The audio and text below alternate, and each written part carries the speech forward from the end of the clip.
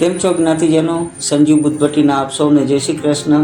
આજના વિડીયોમાં આપણે નિહાળશું કેવી રીતના ખંડ પ્રસાદ તૈયાર થાય છે તેમજ 64 જોગણીની પૂજાના દ્રશ્યો। નેટ 35 ગ્રામના વજન સાથે દરેક ખાજો તૈયાર કરવામાં આવે છે। સમાજવાડીમાં બપોરના 4 થી 9 વાગ્યા સુધીમાં અંદાજે 150 જેટલા ભાઈ બહેનો અને બાળકો આ સેવાનું કાર્ય કરે છે। ખરેખર તેમની આ મહેનત માટે એક સેલ્યુટ જરૂરથી બને છે। ઘણા વર્ષો અગાઉ દીર્ઘદ્રષ્ટિવાળા વડીલ સ્વર્ગવાસી શિવજીભાઈ દેવજીભાઈ પરિવાર દ્વારા આ ખર્ચ માટે ભુજ સમાજને એક મિલકત અર્પણ કરવામાં આવી હતી અને એ જ મિલકતની આવકમાંથી અત્યાર સુધી આપણે આ ખાજાનો ખર્ચ કરતા હતા। પણ અત્યારે મોંઘવારીના સમયમાં આપણે એ ખર્ચ પણ ટૂંકો પડે છે, પરંતુ માતાજીની કૃપાથી આપણે દર વર્ષે બાકી રકમના દાતા મળે છે, જેના ભાગરૂપે ચાલુ વર્ષના દાતા શ્રી કિશોરભાઈ પ્રેમજીભાઈ સોલંકી રહ્યા હતા। ભુજ સમાજ તેમનો ખૂબ ખૂબ આભાર માને છે। આ સમગ્ર કાર્ય રાજેન્દ્રભાઈ વિશનજીભાઈ બુદ્ધભટ્ટીના નેજા હેઠળ તેમની ટીમ દ્વારા જ કરવામાં આવે છે। જેમ કે આપ જોઈ રહ્યા છો, એક સ્ટીલના સ્પેશિયલ પતરાનો ઉપયોગ કરી અને આ ખાજો વણવામાં આવે છે। આ વણવાનું કાર્ય પણ ખૂબ જ મહેનત માંગી લે એવું છે। આ કાર્યમાં આમ તો દરેક જણા ખૂબ જ મહેનત કરે છે, જેમ કે બહેનો વણવા માટેની મહેનત, ભાઈઓ દ્વારા આ ખાજાને તળવાની મહેનત અને બાળકો દ્વારા જેને આપણે કહી શકીએ ને કે ખાજા વણાઈ જાય એ તળવા માટે પહોંચાડવાની અને તળાઈ ગયા બાદ પાછા પતરા બહેનો સુધી પહોંચાડવાની એ બાળકો કરે છે હોશબેર। ખૂબ જ પદ્ધતિસર આ કાર્ય કરવામાં આવે છે। જે રીતે બહેનો આવેલ લોયાને વણે છે તે જ રીતે અનુભવી કાર્યકરો દ્વારા તેને કાળજીપૂર્વક ખાજાને તળવામાં આવે છે। આ ખાજા તળવા માટે એક તાવડા ઉપર મિનિમમ 3 જણાનો સહારો લેવો પડે છે।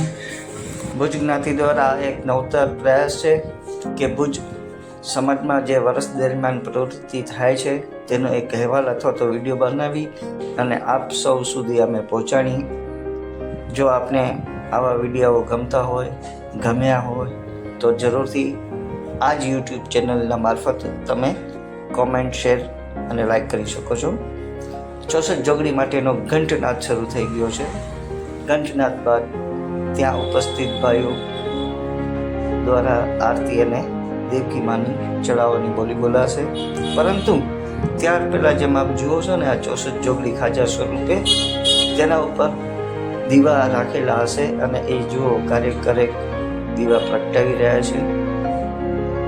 આ જ્યારે 64 દીવા પ્રગટી જશે ને એક અલૌકિક ક્ષણ હોય છે અને ત્યાં બેઠેલા સૌ કોઈ એક અલગ પ્રકારની જ ઉર્જા અનુભવે છે। ત્યાં આ દરમિયાન ભુજ જ્ઞાતિના ટ્રસ્ટીઓ પણ અચૂકપણે હાજર હોય છે અને તરત જ ગોરશ્રી દ્વારા ત્યાં બોલી બોલાવવા માટેનું આહવાન આપવામાં આવશે, જેમાં આ વર્ષે શ્રી પ્રદીપભાઈ દયારામભાઈ કોટડિયાએ ₹18,000માં આરતીનો ચડાવવાનો લાભ લીધેલ હતો। ગોરશ્રી દ્વારા સૌપ્રથમ તેની પૂજા અર્ચના કરવામાં આવશે, માતાજી સમક્ષ તેની આરતી પણ ઉતારવામાં આવશે। આરતી ઉતરી ગયા બાદ તે આરતી લઈને માતાજી સુધી ત્યાં સુધી ઊભા હશે જ્યાં સુધી દેવકી માના ચડાવવાના આપણે કોઈ દાતા ન મળી જાય ત્યાં સુધી। આનું કોઈ સમય નક્કી નથી હોતો। ઘણી વખત આ પ્રક્રિયા બોલી બોલાવવાની બહુ જલ્દી થઈ જાય છે, ઘણી વખત 2 કલાક બી લાગી જાય છે। જેમ આરતીના ચડાવવાનો લાભ પ્રદીપભાઈ લીધો તેવી જ રીતના દેવકી માના ચડાવવાનો લાભ શ્રી ભરતભાઈ હિંમતલાલભાઈ બધાએ લીધેલો હતો ₹12,000માં। આ બંને દાતાઓનો ભુજ જ્ઞાતિ ટ્રસ્ટ ખૂબ ખૂબ આભાર માને છે। ગોરશ્રી દ્વારા દેવકી માના યજમાનની પણ આપણે આરતી કરવામાં આવે છે।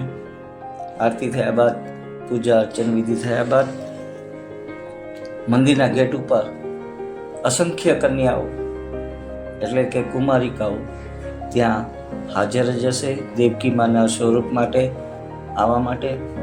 અને જ્યારે આ યજમાનો ત્યાં પહોંચશે, દાતાઓ પહોંચશે ત્યાં, તેઓ દ્વારા જ એક કન્યાને પસંદ કરી અને દેવકી માના સ્વરૂપમાં ગોશ્રી દ્વારા પરત જય ભવાનીના નાદ સાથે મંદિરે લઈ જવામાં આવશે. ખૂબ જ મનોહર દ્રશ્ય આપ જોઈ રહ્યા છો કે કુમારિકાઓ કેટલી તાલાવેલી હોય છે એ લોકો.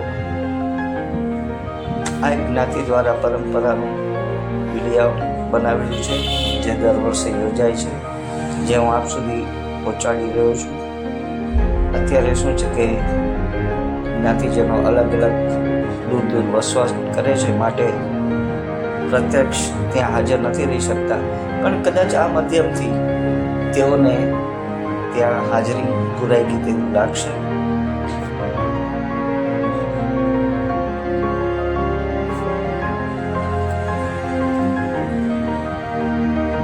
દેવકી માની આ વિધિ પૂરી થયા બાદ તરત જ ઉપસ્થિત ભાઈ બહેનોમાં ખંડ પ્રસાદ વેચવામાં આવશે.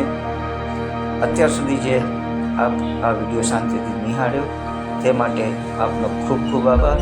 જય માતાજી, જય સમાજ. સંજીવ